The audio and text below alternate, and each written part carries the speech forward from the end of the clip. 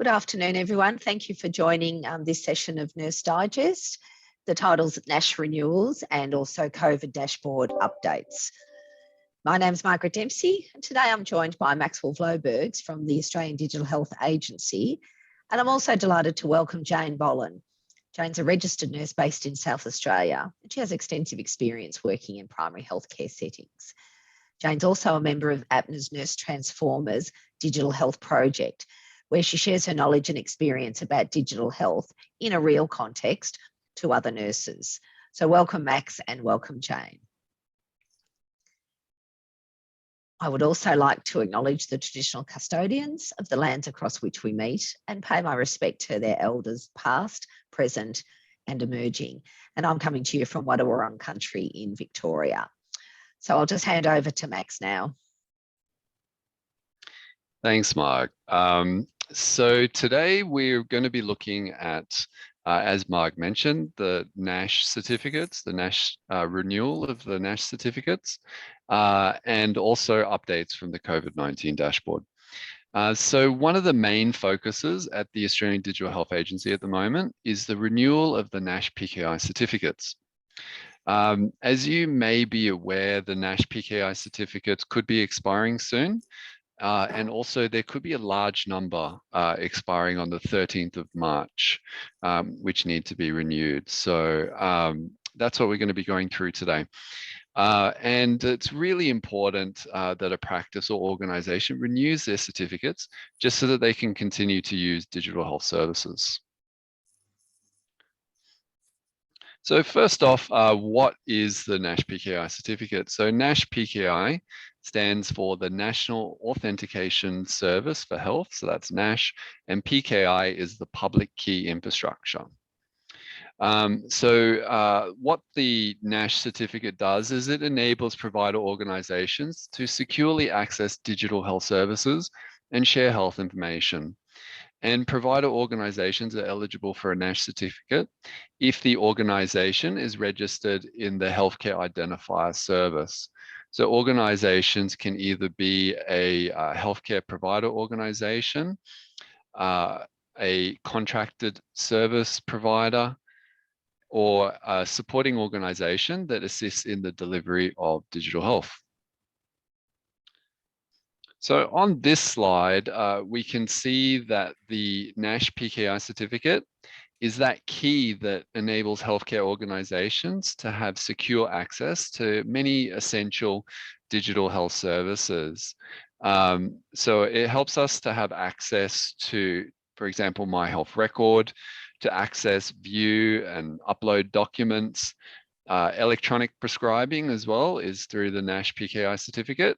So to prescribe and dispense medication, secure messaging as well. So to message and securely forward confidential health information to other organizations, as well as the Healthcare Identifier Service to search for HPIIs, healthcare provider, which are healthcare provider identifier individual numbers, or the IHIs, which is the individual healthcare identifier numbers. So as you can see, this gives you access to a wide range of digital health services. But before we jump into the Nash transition that's taking place at the moment, I just have a question for you, Jane. So Jane, as you're aware, Nash certificates provide access to digital health tools. Can you also tell us about your experience, how access to digital health tools can support with patient care? Well, I think it's just fantastic patients learning about their own My Health record. It's about holding their own health in their own hand, and it's giving them, it's empowering them to be more involved in their own health care. And we as nurses can sit with the patient and talk to them, you know, about their conditions, and we can help them access their My Health record as well. And so we're empowering our patients to actually take a bigger part in their own health care. Mm-hmm. Okay, well, thank you for sharing your experience with us, Jane. And really, It's Sorry, Max. But no, I that's was okay. just going to say too, you know, like, Oh yeah, sure. You know, just as healthcare providers, you know, the GPs are able to look at the My Health record, and we're all able to provide better care to the patient with the more information we do have. So we could all be looking at that My Health record more often, and you know, bettering the care of our community. Okay, thanks, Jane. So yeah, no, I 100% agree with you there. It's really the empowerment of patients to really get on board with their own healthcare, being able to access their own health information, and also being able to provide accurate information to other healthcare providers within their team. So thank you very much for sharing your experience with us. Okay, so next we're going to talk about the Nash transition. So as I mentioned, there is a Nash transition taking place, and this is coinciding with the renewal of the Nash certificates. And it's a transition from the SHA-1 Nash certificate to the SHA-2 certificate. And this is really to provide stronger protection. We're transitioning into SHA-2. So just to give you a bit of background, Services Australia issued Nash SHA-1 PKI certificates to allow healthcare organisations to connect to various digital health services. And the SHA-1 certificates are in the process of being phased out and replaced by the SHA-2, as I mentioned. And just as a little bit of information for you, so SHA actually stands for Secure Hash Algorithm. And the SHA level refers to the level of encryption of the certificate. So essentially, the Nash SHA-2 certificate will provide digital health services with a stronger protection against malicious threats.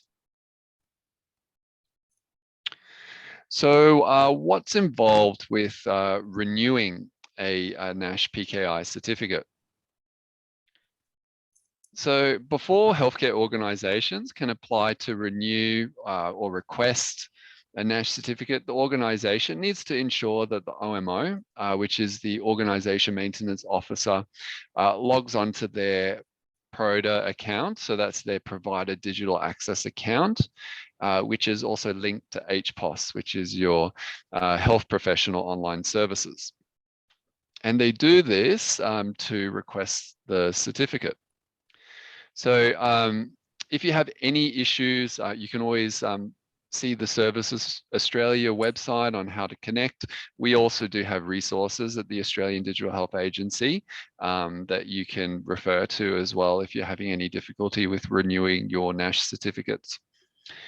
So you would need to ensure that your organization knows when your existing Nash certificate expires, that the healthcare organization is registered with the Healthcare Identifier Service. Ensure you know which software product and version number your organization is currently using, and your organization may be required to update their software product to a Nash SHA-2 ready version. And as you can see on the screen, there's a few steps involved. So these are the steps that you would be taking to renew your Nash certificate. Now, if you don't actually need to remember all of these steps, you don't need to memorize them because they're all outlined in the Australian Digital Health Agency website. But I'll just go through them very briefly with you. So step one, the OMO, the Organization Maintenance Officer, would be logging onto their PRODA account and then to HPOS. Step two, they would be selecting My Programs, Healthcare Identifiers, and My Health Record, and then select My Organization Details, and then go to the Certificates tab. And in step three, selecting to request or renew. If the existing certificate is within the renewal period, then you would be selecting your software product from the list to get a SHA-2 Nash certificate. Or you can choose one of these other options. So you can choose my product is not available in the list, and then you will receive a SHA-1 Nash certificate. You can choose I need a certificate for multiple products, and then you will also receive a SHA-1. Or you can choose I wish to select SHA level explicitly, and then you would be selecting either a SHA-1 or a SHA-2. So then in step 4, you would then go ahead and request and download your certificate. And step 5 is very important. After you've received the certificate, then you install it into your clinical information system. So as I mentioned, that is a lot of steps, but you don't need to remember all these steps. They are outlined in the Australian Digital Health Agency website. So if you look up Nash Renewal, Australian Digital Health Agency, that will actually show you all of the steps that are involved. And we are encouraging you to renew to the Nash the Nash SHA-2 certificates. However, if your software is not SHA-2 ready, which can be the case, some softwares aren't actually ready to move on to SHA-2, then we encourage you to renew your SHA-1 certificate until your software becomes SHA-2 ready. Because without it, it's really important to renew even your SHA-1 so that you can continue to access digital health services. So if you want any further information, there's some details there. There's a 1-800 number for Services Australia about the Nash certificates. Then there's a 1-800 number there for information from PRODA through Services Australia, Healthcare Identifier Services, and HPOS as well. And then, as I mentioned, on the agency's website, there is information about the Nash Transition as well. Otherwise, you may wish to register for one of our webinars on how to renew your Nash certificates as well. So next, we're going to go on to COVID dashboard updates. But before we do, Jane, can you tell us a little bit about how accessing immunization information has helped you or your colleagues with providing care to patients? Yes, well, Max, at the moment, nurses are checking the previous vaccinations via the My Health record. But last year I had experience, I was working in a vaccination hub looking after patients, and we were using the Clinician Vaccine Integrated Platform, or the CVIP. And this just allowed the vaccinators to deliver care so smoothly. It was just, we were able to consent the patient, look at their consent form, go through the patient's any concerns, and deliver the vaccine very smoothly. And it was a great asset to actually be able to look at the Australian Immunisation Register in real time. And it was just enabled clinicians to deliver care really smoothly. And I think in this time of COVID, we clinicians can get very tired. And so if we can be helping the clinician out there with smoother, more straightforward processes and systems, it makes everyone a lot happier, and it makes our day, we can get on with what we're doing, can do best, and that's looking after patients. So yeah, I've had very positive experiences with the CVIP, and yeah, in the past with the My Health record as well. Okay, thank you. Thanks, Jane, for sharing those insights with us. And it sounds like using CVIP and having access to that information through My Health record, because you can actually access the AIR information in My Health record as well. And so having access to that information has really helped to support your patients to give them the appropriate care that they need. So thank you for that. So recently, there have been some updates to the COVID dashboard. So in the National Consumer Portal, you can now view medical contraindications. There's also an alert on the record home page, and the dashboard and immunization pages as well. And from the National Provider Portal, you can view alerts for the medical contraindications in the health record overview page and the immunization record page as well. And also the booster dose, the booster dose is now viewable in your page on the COVID dashboard. And there's also going to be an alert 1 month before the dose is due. So that's going to be on the record homepage. You can also view the booster dose in the COVID-19 dashboard, and a recommendation to get the booster is shown on the immunization page. So the COVID-19 vaccination dashboard brings together that information about consumers' COVID vaccines and tests that have recently been uploaded, as well as related health information. So we have a few scenarios to go through to show you how the updates are working on the dashboard. So here in scenario A, we can see an individual who's actually received both their first and second dose of their vaccines, and they're also due to receive their booster dose. There's also a recommended date is shown with a link to make a booking on the Health Direct's website. And just note that this booking link will become visible 1 month prior to the due date of your booster. In scenario B, we have an individual who received their single dose, and we can see that they're also due for their booster because there's no tick there as well.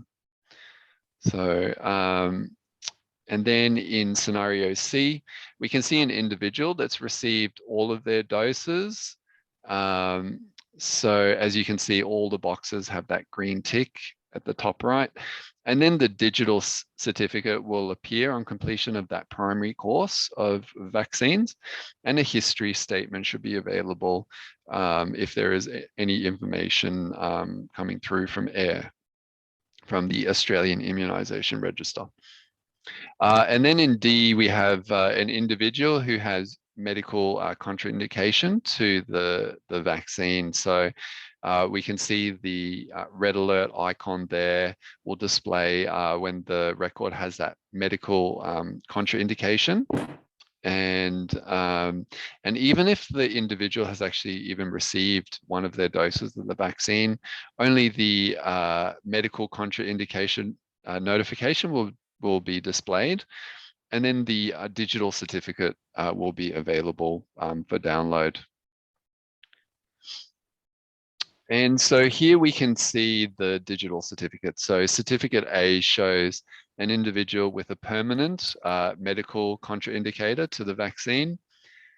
And then certificate B shows an example of a temporary medical contraindicator to the vaccine.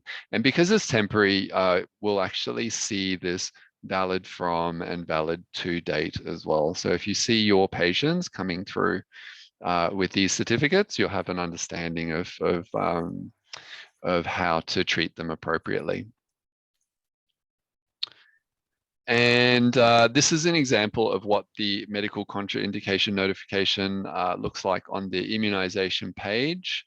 So this will be within the consumer portal, and the immunization history and the COVID-19 digital certificate will also be viewed and downloaded on this page if the My Health Record owner has information pulling through from the Australian Immunization Register. And then we have the medical conditions section.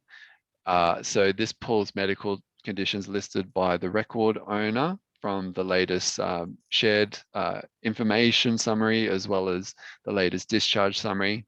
And there's also no limit on the number of medical conditions that can actually be listed here. And then we have the recent vaccination section. And so this lists the 5 latest vaccinations within the last 3 months. And then each vaccination listed will show the date of the vaccination was administered and also the brand of the vaccination too. And then we have the recent COVID-19 tests section, and this lists the last positive COVID-19 tests, or if any positive COVID-19 tests exist for the record owner. Okay, so that is it for today. Today was just a very quick overview of the Nash Renewal process and also the updates to the COVID-19 dashboard. However, if you want to, we do have a lot of upcoming events with the agency, so you can always register for these events. So we have different classroom sessions on the different clinical information systems you can see on the screen. We also have e-learning modules that you can register for. You can also register if you want to for a Nash webinar, and then that will take you through more details step by step on how to renew your Nash certificate. And also, if you want further information about My Health Record, you can always check the My Health Record website. There's a wealth of information on there. We also do have a helpline, so you can call the 1-800 number. And if you want to contact us at the Australian Digital Health Agency, our email is here, help@digitalhealth.gov.au. And also, if you want to keep up to date with the latest announcements from the Australian Digital Health Agency, you can follow us on Facebook, LinkedIn, or Twitter. And if you like podcasts as well, we also have the Australian Digital Health Agency podcasts. So thank you very much, everyone, for today. I'll hand it back to you, Marg. Thanks very much, Max, and thanks for some good insights, Jane, from a nurse perspective. I wanted to say, after you'd spoken about the Nash certificate renewal, which I think when you said about just get onto your search engine and type Nash certificate renewal, it'll be up the top, it'll be a trending topic, because there is the expiry date, March the 13th. This year. And as a group of nurses, like, you may or may not be particularly familiar with the process, or it may not be your responsibility in your workplace, but at least you've got a bit of an understanding and can have a conversation with your practice manager or who the appropriate person is. And I think a benefit from just the overview of going through that step by step today with some really great slides, Max, was fantastic.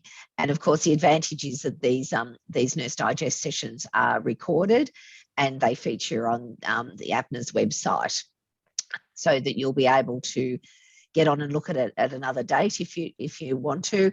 And you can, being a recorded session, you can just look at the slides, stop the recording, have a look. You can also access the links that Max had mentioned, and if you want some further training. So I think that's sort of the advantage. Don't get too overwhelmed with all the acronyms that we use, because I think there were a fair few that we do use in healthcare that we used today as well. But just the message is that those Nash certificates do expire, or may expire 13th of March. And so just make sure that your organisation is onto it and doing what they need to do for to update those certificates. Jane, is there any comment that you'd like to make? Just as a consumer, I think it's all working very well with My Health Record. You know, I've been using the pharmacy app lately. GPs I know have said, you know, they've been sending things directly with using secure messaging.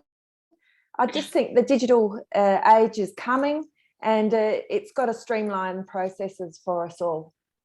I think that's all, Mark. Thanks. And I think a pandemic helped give us a kickstart to really push it along, didn't it? We might have been standing at those starting blocks, but no one was ready to dive into the pool. It certainly did. It certainly did. It did. So we've got to look at some positives that of a pandemic, that we can utilize this technology. And now that we have had access to it and familiar with it, we can embrace it more. I think that's a good thing as well. People are more ready to embrace it, whether it's us as health professionals or whether it's consumers. We have a better understanding and we do embrace it further. And it's given us that kickstart that we needed.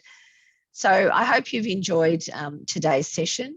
When the session closes, a new browser will open for you, which will have the link to our evaluation form. So we do ask that you please complete that evaluation form so that we know that we're giving you information in the coming sessions, some information that's relevant and what you need. So I just close with saying thanks very much to Max Blobergs from the Australian Digital Health Agency and to registered nurse Jane Bolin for participating. And we do look forward to having you join the next Nurse Digest session, which will be on the 10th of March, and it's titled Over to You, Answering Common Questions in Digital Health. So we'll have, we look forward to having some input from the viewers out there and asking some questions. So thanks very much for joining us today. See you next time. Thank you. Thank you.